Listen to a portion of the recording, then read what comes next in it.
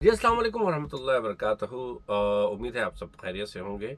और आज हम बात करेंगे अल-कादिर ट्रस्ट के ऊपर, और आज की जो कार्रवाई हुई है उसके ऊपर भी बात करेंगे, और आने वाले दौर में अल-कादिर ट्रस्ट में होने क्या जा रहा है उसके ऊपर भी बात करेंगे। सबसे पहले हम बात करते हैं, लोगों को इस चीज़ के बारे में वैसे पता नहीं है कि अल-कादिर ट्रस्ट है क्या बेसिकली।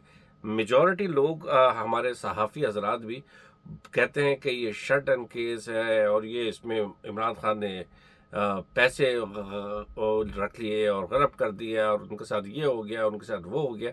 उम, मतलब झूठ के अगर कोई सर पाँव होते हैं तो इसमें उन लोगों को जो है, मैं कहता हूँ कि पता नहीं हम लोग क्या अल्फाज से पुकारें कि आजकल के जो मीडिया जो है वो जितना झूठ इस टाइम पे मीडिया इंडिया की तरफ से मोदी के लोग जो बैठे हुए हैं, इसी तरीके से पाकिस्तान में जो लोग बैठे हुए हैं वो किसके पैरोकार बने हुए हैं, हम सबको पता है इस टाइम के ऊपर। Let me go for Al-Qadir trust. उससे पहले पहले मैं ज़रा सा एक सिनेरियो बता दूं कि इमरान खान साहब के ऊपर टोटल केसेस जो हैं जो बनाए गए थे वो तो 200 300 तक पहुंच गए अब तो केस। तो वो तो एक वो बेतहाशा, आपको पता है कि पता नहीं कौन कौन सी एफआईआर है। 5 असल केस जो बनाए गए थे, एक साइफर का केस बनाया गया था। अगर आप लोग याद होगा कि साइफर का केस, जी वो साइफर था ही नहीं, साइफर था, साइफर हो ही नहीं सकता। प्रेस कॉन्फ्रेंस हो रही है जी, साइफर को क्यों दिखाया गया, बाद में बता रहे हैं साइफर की तो कोई हैसियत ही नहीं है, वो तो है ही था ही नहीं। खैर, सारी चीज़ों से इमरान खान साहब को इसको बरी कर दिया गया। दूसरा केस बनाया गया जी, तोशा खाना केस। जी जनाब, पूरी दुनिया के अंदर घड़ी घड़ी घड़ी घड़ी घड़ी चोर, फलाना चोर, ढिमाका चोर। एक इंसान ने तोहफे में एक शख्स को घड़ी दी। अब तोहफे के बाद उसने उसकी कीमत दे दी और अपने पास रख ली। अब वो उसकी उसकी प्रॉपर्टी है, वो चाहे बेचे चाहे कुछ भी करे। नहीं जनाब, वो पाकिस्तान का कौमी खजाना लुट गया, पता नहीं क्या हो गया। खैर, अल्लाह ताला ने उसमें भी सुरखरू कर दिया। फिर आया एक बिलो द बेल्ट, इतना घटिया केस कि लोग, यानी कि आप क्या कहेंगे कि prime minister, ex prime minister, दुनिया के अंदर एक आइडियल, एक बंदा ऐसा जो सिर्फ अपने लेक्चर से लाखों करोड़ रुपए कमा सकता है, उसको इद्दत के केस में फंसा दिया। उसको ऐसे ऐसे सवालात, ऐसी ऐसी चीज़ें। और सलाम है हमारे जो दीनी ठेकेदार बैठे हुए हैं, यानी कि उन्होंने तो एक लफ्ज़ नहीं बोला। यानी कि बड़े बड़े उक्ता मुक्ता फ़िक्र के लोग जो बातें करते हैं कि अल्लाह से डरो, ऐसे ना करो, चीज़ों से नहीं करो। अल्लाह उनसे क्यों नहीं पूछेगा? ये सबसे पूछेगा। अल्लाह ताला ने सारों को, केस को एक एक करके केस जो करते गए हैं, लोगों के चेहरे भी दिखाते गए हैं। इद्दत केस का भी हुआ। फिर आ गया अल-कादिर ट्रस्ट केस। अब अल-कादिर ट्रस्ट के ऊपर हम चलते हैं, है क्या पहले case. Al-Qadir trust basically Nawaz Sharif और जो पाकिस्तान के एक बहुत बड़े टाइकून हैं, जो कहा जाए कि पाकिस्तान की इंडस्ट्री के अंदर जो चलाने वाले जो मलिक रियाज साहब, उनकी और उनकी दोनों के दरमियान फ्लैट्स के ऊपर बात हुई। जो नवाज शरीफ का फ्लैट है, इनके दरमियान कोई पेमेंट्स के ऊपर बात हुई, चीज़ हुई, उन्होंने पेमेंट्स उधर दिया।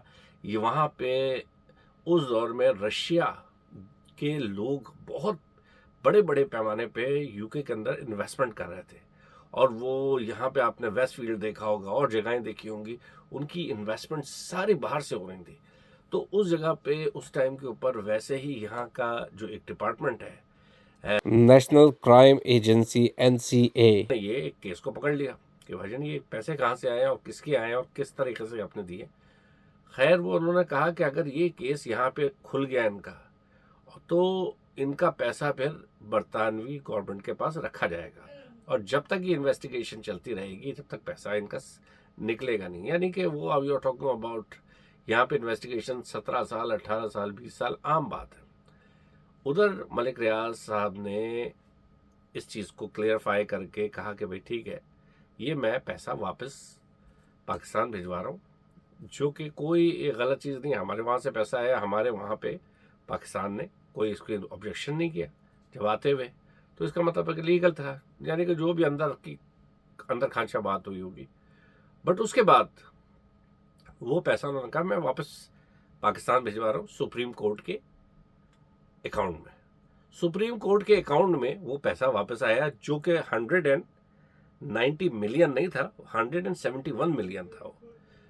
وہ اکاؤنٹ میں آیا. سپریم کورٹ نے کیا کیا, اکاؤنٹ میں آنے کے بعد اس کو ایک انویسٹمنٹ کمپنی کے اندر دے دیا, اس کو انویسٹ کر دیا. اب آپ اندازہ کریے کہ وہ انویسٹمنٹ کمپنی نے اس میں سے پروفٹ بنایا. 171 ملین میں سے کہہ رہے ہیں 8 سے 10 ملین پروفٹ بنایا اس کے اندر. یعنی کہ معاملات ایسے چل رہے ہیں کہ پاکستان کو فائدہ ہی ہو رہا ہے.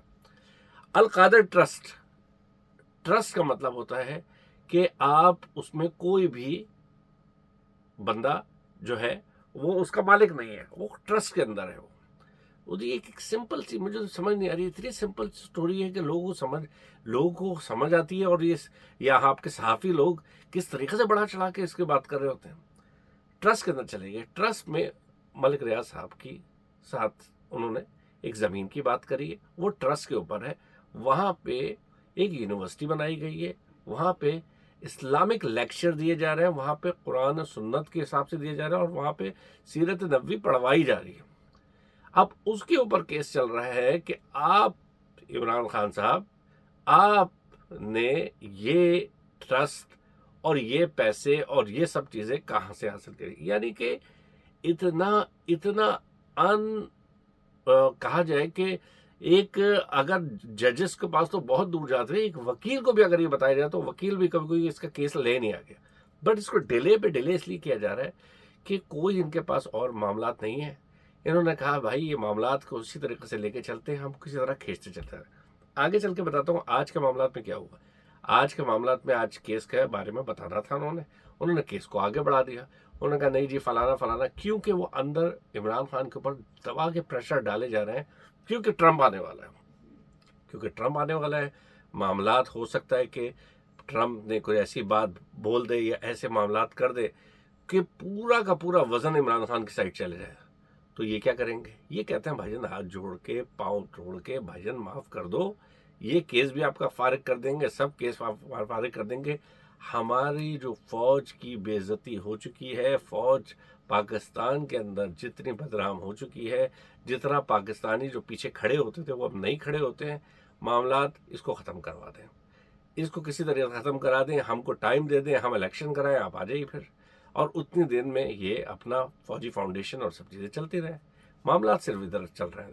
بٹ عمران خان صاحب وہیں کے وہیں اٹکے ہوئے, کیونکہ 200 بندے مار دینا, کہہ رہے ہیں کہ تقریباً رات کے اندھیرے میں ڈی چوک پہ وہ جو ایک ڈسیبل بچہ تھا ذل ہما, اور اس کو بچے کو مار دیا. بہت سارے ایسے لاتعداد چیزیں ہیں جو خان صاحب کے دل کے اندر چھا گئے ہیں, اور وہ کہتے ہیں کہ بھائی جان یا تو مجھے مار دو, مجھے شہادت مل جائے, میں تو مرنے کے لیے تیار ہوں, یا پھر مجھے نکالوں گا تو میں ساری چیزیں ساتھ میں لے کے آؤں گا, کھڑا کروں گا ان کو.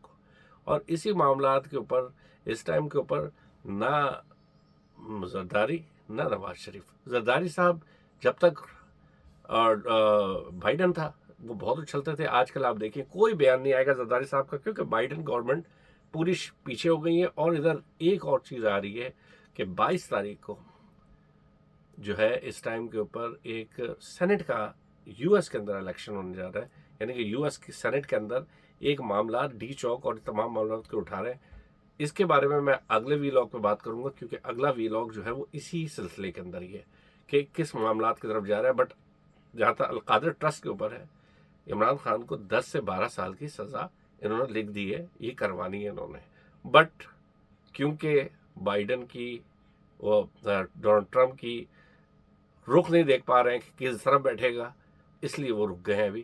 وہ اسی لیے اگلا آگے انہوں نے بڑھایا ہے, صرف اس وجہ سے کہ بائیڈن گورنمنٹ آگے کیا بیان دے گی. تو اس ٹائم کے اوپر میں ججز کے بارے میں یہ کہوں گا کہ پاکستان کے جج اور جتنا سسٹم ہے پوری دنیا میں, جتنا شرمناک اور جتنا لوگ ہنس رہے ہیں پاکستان کے لا کے سسٹم کے اوپر, میں کہتا ہوں کانگو اور یہ جو جگہیں ہیں یہ بھی, ان میں بھی کچھ شرم ہے وہاں پہ کہ کچھ تھوڑا بہت لا ہے.